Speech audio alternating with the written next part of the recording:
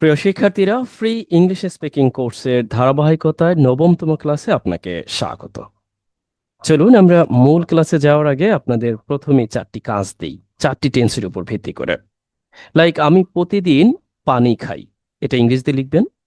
তারপরে আপনি present continuous টেন্সের উপর ভিত্তি করে বলবেন যে আমি পানি খাইতেছি। আচ্ছা, যখন একটি কাজ চলমান তখন আমরা বলি প্রেজেন্ট কন্টিনিউয়াস টেন্সের সাহায্যে এটা আমরা বলে থাকি বা ইংরেজিতে লিখে থাকি। এখন আমার কাজটি শেষ হয়েছে, দ্যাট মিনস আমি খাবারটা মানে পানিটা খেয়েছি। এখন এইটাকে আমরা কোন টেন্স দিয়ে বলবো? অবশ্যই প্রেজেন্ট পারফেক্ট টেন্স দিয়ে বলবো। এটা আপনাদের দায়িত্ব, কারণ ইতিমধ্যে আমি এগুলো আলোচনা করেছি। আচ্ছা, আরেকটি হচ্ছে আমি কয়েক মিনিট ধরে পানি খাইতেছি, সাপোজ। আচ্ছা, এই চারটি টেন্সের উপর ভিত্তি করে আপনি চারটি বাক্য প্রথমে লিখে দিবেন। এখন চলুন আমাদের প্রতিদিনের অংশ হিসেবে ধারাবাহিকতায় যেই ক্লাসটি, তা হলো প্রেজেন্ট পারফেক্ট টেন্সের উপর। আচ্ছা, প্রেজেন্ট পারফেক্ট টেন্সের উপর আমরা আলোচনা করার আগেই যেটা একটু দেখে নিতে পারি পূর্ববর্তী ক্লাসটি। পূর্ববর্তী ক্লাসটিতে ইতিমধ্যে আমরা অবগত হয়েছি যে প্রেজেন্ট কন্টিনিউয়াস টেন্স এর উপর বাড়ির কাজ বেশ কিছু দিয়েছিলাম, যেটা হচ্ছে 252 থেকে শুরু করে 268 পর্যন্ত। এখানে মূল উদ্দেশ্য হচ্ছে আপনি এগুলো প্র্যাকটিসের মাধ্যমে অনেক ভোকাবুলারির সাথে পরিচিত হওয়া এবং একই সাথে এই ব্যাপারগুলোকে দৈনন্দিন প্রয়োজনে ক্রমাগত ব্যবহার করা, যাতে করে আপনি অভ্যস্ত হয়ে উঠতে পারেন। এজন্যই গুরুত্বপূর্ণ ভোকাবুলারি সহ বাক্য দেওয়া আছে, যেগুলো আমরা পরে নিজেদের প্রয়োজনে এগুলোকে বিভিন্ন উদ্দেশ্যে ব্যবহার করতে পারি। চলুন তাহলে আজকের আলোচনায় আমরা প্রেজেন্ট পারফেক্ট টেন্সে চলে যেতে পারি। ইতিমধ্যেই প্রেজেন্ট পারফেক্ট টেন্সের উপর আমি আপনাদেরকে একটা কাজ দিয়েছি, লাইক আমি কিছু খেয়েছি। এটা কোন সেন্সে হয়? যেমন ধরেন আমি যখন আপনাদেরকে ক্লাসটা নিয়ে শেষ করে ফেলবো, তখন কি বলবো? যে আমি ক্লাসটা নিয়েছি। আবার আপনারা যখন ক্লাসটি শেষ করবেন, তারপর আপনি বলবেন আমি আজকে ক্লাসে অংশগ্রহণ করেছি। তার মানে এই যে কোনো একটি ব্যাপার করেছি, খেয়েছি, গিয়েছি, নিয়েছি, পড়েছি, নেচেছি, পরিবার খাবার খেয়েছি, এই সেন্স দিতে শেষের দিকে আমরা লক্ষ্য করব যে সে বা এই জাতীয় ব্যাপারটা আছে। লাইক যদি এই দিকটাই লক্ষ্য করে, এই দিকে দেখুন, আমরা এইখানে দেখলে ভালোভাবে বুঝতে পারবো। যে সমস্ত বাংলা বাক্যের শেষের দিকে আপনি এসি, এসে, হয়েছে দেখতে পাবেন। আচ্ছা, এসি শেষের দিকে, এসে বা হয়েছে, লাইক পড়েছি, গিয়েছে, পড়েছে, খেয়েছে, গিয়েছে, হয়েছে, হয়েছি, এই সেন্স দেওয়ার জন্য আমরা প্রেজেন্ট পারফেক্ট টেন্স ব্যবহার করতে পারি। আর ইতিমধ্যে আমরা অবগতও বটে যে প্রেজেন্ট পারফেক্ট টেন্সের স্ট্রাকচার আসলে কি, সাবজেক্ট প্লাস হ্যাভ অথবা হ্যাজ, সাবজেক্ট অনুযায়ী হ্যাভ অথবা হ্যাজ যে সাহায্যকারী ভার্ব হিসেবে বসবে। এরপরে ভার্বের পাস্ট পার্টিসিপাল ফর্ম ইডি যুক্ত থাকে, তারপরে এক্সটেনশন, তবে ভার্বটি রেগুলার বা ইরেগুলার উভয় হতে পারে, এ ব্যাপারে কিন্তু আমরা অবগত। সাধারণত যদি রেগুলার ভার্ব হয় তাহলে ইডি যুক্ত হয়, আর ইরেগুলার ভার্ব হলে একটু জটিল মনে হতে পারে। আমরা ইরেগুলার রেগুলার ভার্বের সাথে পরিচিত হব ধারাবাহিকতায়।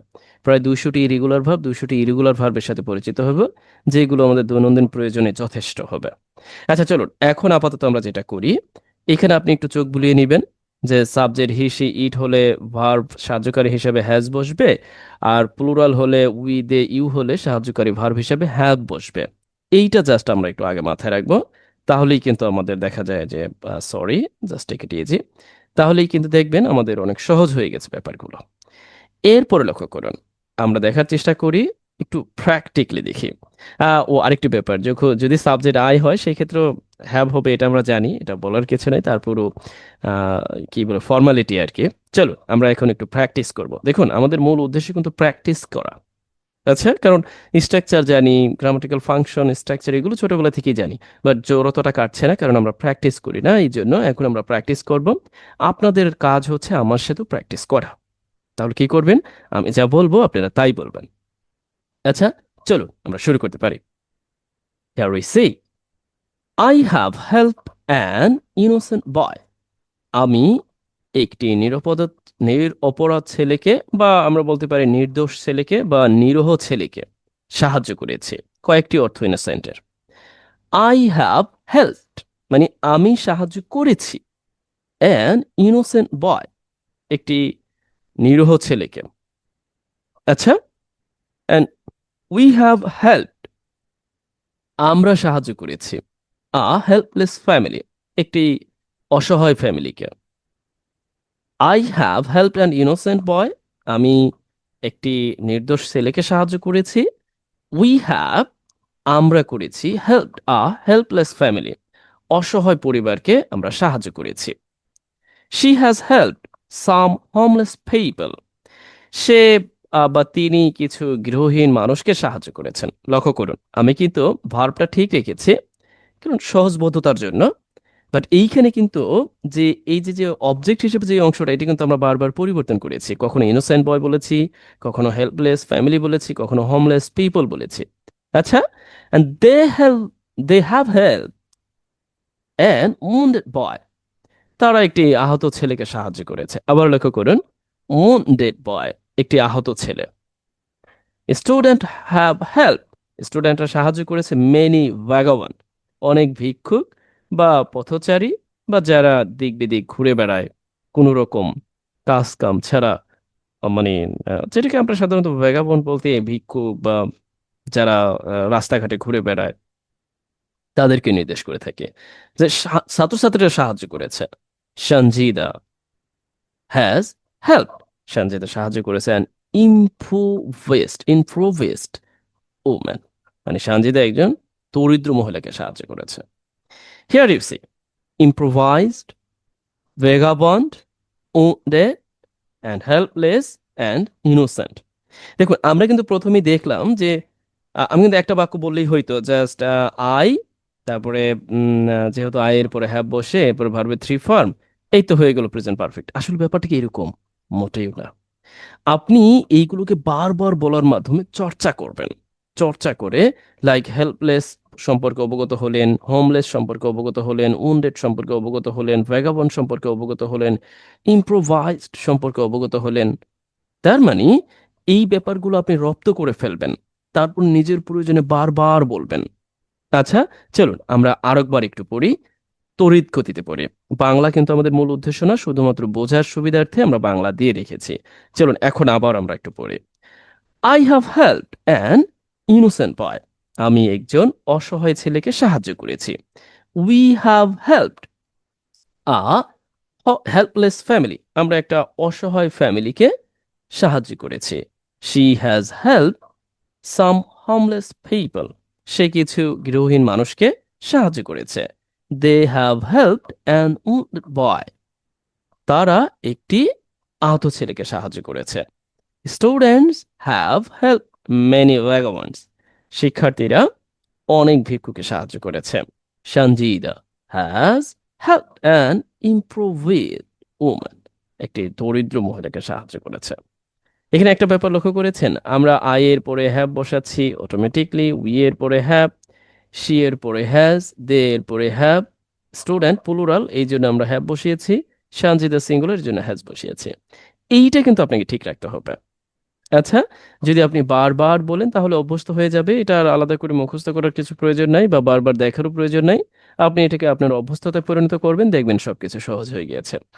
এখন আসুন আমরা দেখার চেষ্টা করি যে যেটা আমরা শুরুতেই দেখেছি, যে কিভাবে আমরা বুঝবো কোন জাতীয় বাক্যগুলোকে আমরা প্রেজেন্ট পারফেক্টে করতে পারি। দেখুন, প্রেজেন্ট পারফেক্ট টেন্সে আপনি যদি কোনো বাক্য লিখতে যান তাহলে অবশ্যই অবশ্যই আপনাকে যেটা মাথায় রাখতে হবে তা হলো যে সমস্ত বাংলা বাক্যের শেষে এই ব্যাপারগুলো আছে, যা ইতিমধ্যে আমি বলেছি, পড়েছি, গিয়েছি, খেয়েছি, নেচেছি, এসেছে, পড়েছে, গিয়েছে, হয়েছি, হয়েছে, হয়েছে, এইরকম নির্দেশ করতে যা আছে, যৌথ বাক্য আছে, আপনি সিম্পলি এভাবে করতে পারেন। তবে ব্যতিক্রম ব্যাপারটাই আলাদা, সেই ক্ষেত্রে আমি ব্যতিক্রমগুলো আলাদাভাবে দেখাবো। I have read an English book, আমি একটি ইংরেজি বই পড়েছি। And they have played cricket in the field, তারা মাঠে ফুটবল খেলেছে। The mother has cook dinner, মা আজকে রাতের খাবার পাকিয়েছেন, মানে রান্না করেছেন। The teacher has taught the students English, শিক্ষক ছাত্রছাত্রীদের ইংরেজি পড়িয়েছেন বা শিখিয়েছেন। I have just studied spoken English, আমি মাত্র স্পোকেন ইংলিশ শিখলাম বা আমি পড়লাম এই অর্থে।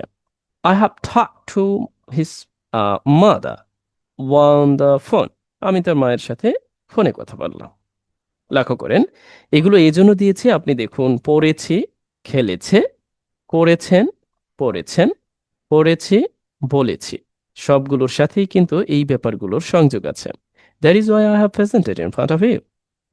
ওকে, আপনাদের কাজ কিন্তু এটিকে বারংবার বলা, একবার দুইবার না, বারংবার বলা। আবার আমার সাথে বলুন, আমি বলবো, আপনাদের কাজ হচ্ছে আমার সাথে বলবেন। আচ্ছা, চলুন আমরা আবার বলি। I have read an English book. আমি একটি ইংরেজি বই পড়েছি। লক্ষ্য করুন, আমি এখানে রিড না বলে রেড বলেছি। সাধারণত পাস্ট পার্টিসিপলের উচ্চারণটা রেড। আচ্ছা, here we see, I have, ও they have played cricket in the field. তারা মাঠে ক্রিকেট খেলেছে। The mother has cook dinner. মা রাতের খাবার রান্না করেছে।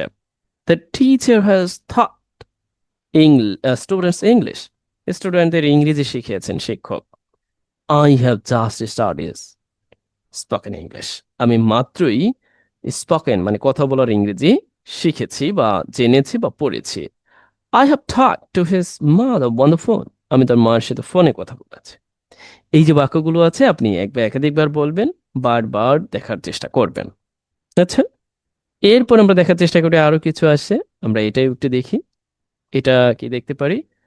We have discussed international affairs. আমরা আন্তর্জাতিক বিষয়গুলি আলোচনা করেছি। They have provided children with food. তারা কি শিশুদেরকে মানে রাস্তায় থাকা শিশুদেরকে খাবার দিয়েছে। Many have continue to get rid of price high. অনেকেই আহ, মূল্য বৃদ্ধি থেকে মুক্তি পেতে কি মানে চালিয়ে যাচ্ছে, যুদ্ধ চালিয়ে যাচ্ছে।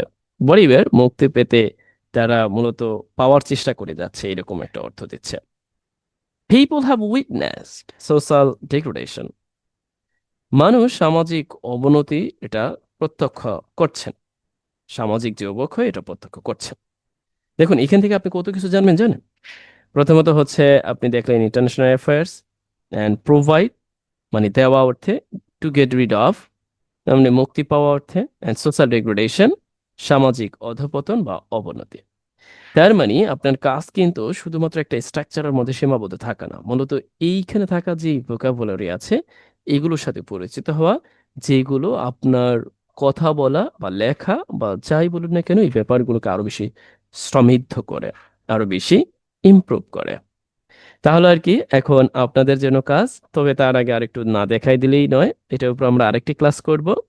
তাহলে এই ব্যাপারগুলো আপনি যখনই প্রেজেন্ট পারফেক্টের উপর, প্রেজেন্ট পারফেক্ট টেন্সের উপর যখনই আপনি বাক্য লিখতে যাবেন বা বলতে যাবেন, তখন প্রাসঙ্গিকতা ক্রমে মাঝে মধ্যে আপনার অ্যাডভার্বের প্রয়োজন হতে পারে, যেগুলো অ্যাডভার্ব অফ টাইম বলে আমরা নির্দেশ করে থাকি।